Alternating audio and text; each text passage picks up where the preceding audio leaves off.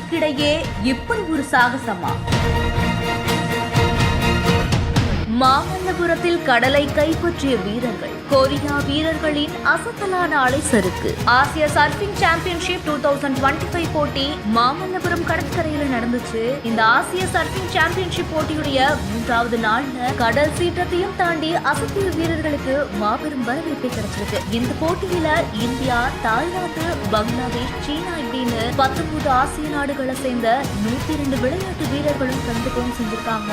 இதுல கொரியா, சீனா, இந்தியா நாட்டு அலைசறுக்கு வீரர்கள் சீறி வரக்கூடிய அந்த கடல் அலையில அலைசறுக்கு பலகையில நீண்ட நேரமா தாக்கு பிடிச்சு சறுக்கி விளையாடக்கூடிய இந்த ஒரு காட்சி காண்போர ஆச்சரியத்துல ஆழ்த்தியிருக்கு. குறிப்பா கொரியா வீரர்கள் பாத்தீங்கன்னா 8 அடி உயரத்துக்கு சீறி எழுந்த அந்த ராட்சத அலைகள்ல சறுக்கி விளையாடி பார்வையாளர்களை வெகுவா கவரவும் செஞ்சிருக்காங்க. அப்போ கடற்கரைக்கு வந்திருந்த சுற்றுலா பயணிகள் பலருமே அந்த அலைசறுக்கு போட்டிய ஆர்வத்தோடு பார்த்து ரசிக்கவும் செஞ்சிருக்காங்க. இந்த விழாவை இந்திய மற்றும் ஆசிய சர்ஃபிங் கூட்டமைப்புகள், தமிழ்நாடு விளையாட்டுத்துறையும் இணைஞ்சு நடத்திருக்காங்களாமா. இந்த நிலையில தான் மாமல்லபுரத்துக்கு வந்திருந்த சுற்றுலா பயணிகள் பலருமே அவங்களுடைய மொபைல் போன்கள்ல இந்த ஒரு வீடியோவை எடுத்து சமூக வலைதளங்கள்ல ஷேரும் பண்ணியிருக்காங்க. இந்த செய்தி குறித்த உங்களுடைய கருத்துக்களை கமெண்ட்ஸ்ல சொல்லுங்க. மேலும் செய்திகளுக்கு நம்ம விநாயகத்தை ஃபாலோ பண்ணிக்கோங்க.